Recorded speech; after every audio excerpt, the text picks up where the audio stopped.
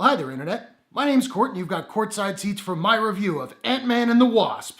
Let's do it.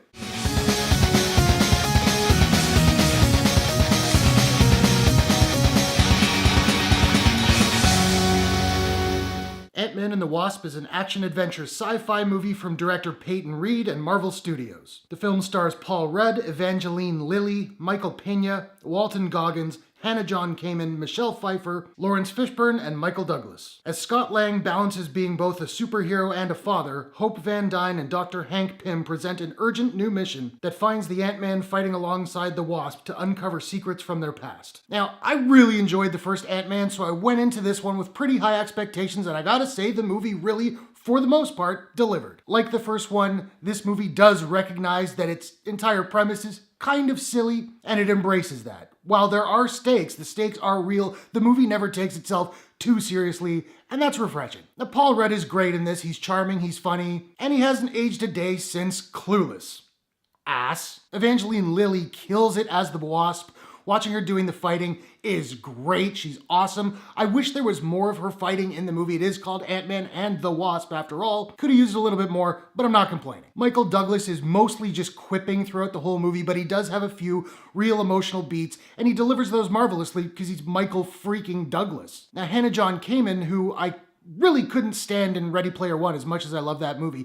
She is really good in this flick as the villainous Ghost. MCU has really been killing it with their villains in the last few movies, and she's one of the more interesting ones in a while. There's a really genuine pathos that goes along with this character that I found rather fascinating. Now, Walton Goggins is the head of another faction of villains, and his performance is perfectly fine, but I did not like the character, and I didn't think it even needed to be in the movie. Now, Scott's crew, made up of Michael Pena, Dave DeSmalchin, and T.I., they're fun as hell as they were in the first. And Scott's relationship with his daughter, Cassie, is even more adorable than it was in the first, and it was pretty freaking adorable in the first. I will say, don't expect too much screen time from Michelle Pfeiffer. She's not in it all that much, but she's good when she's in it because she's Michelle Pfeiffer and that's what she does. Now, I love Randall Park. If you're not familiar with Randall Park, he's the father on Fresh Off the Boat. He was also Kim Jong-un in The Interview.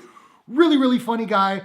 Did not like his character at all. In this movie, Scott is on house arrest following the events of Captain America Civil War, and Randall Park is the FBI agent who comes to check on him all the time, and he's an absolute buffoon. I get that this movie is partially a comedy and they want to have a lot of comedic characters, but you already have Paul Rudd and Michael Pena, and you have Michael Douglas and Evangeline Lilly quipping throughout the entire movie.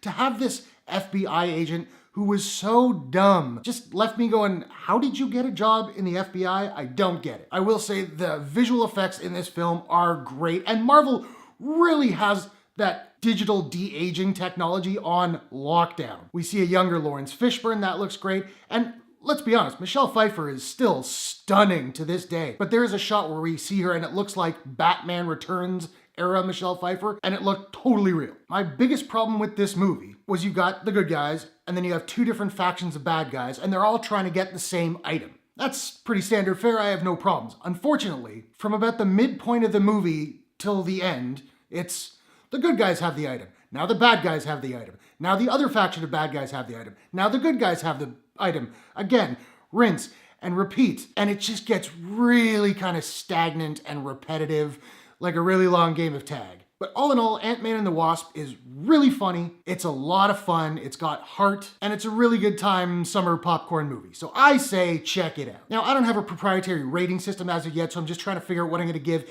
Ant-Man and the Wasp. And I think I'm gonna give Ant-Man and the Wasp a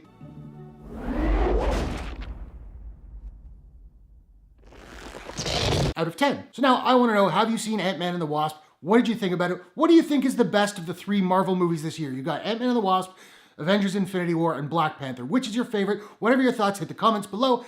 Let's discuss. If you enjoyed this review, please smash that like button and give it a share if you really enjoyed it. And hey, why not take a second, do me a favor, click subscribe to my channel for more movie reviews, entertainment news, trailer reactions, all that good stuff. You can do so by clicking the Courtshake logo at the bottom right of your screen. Thanks very much for watching. I'll see you guys in the next one. Take care.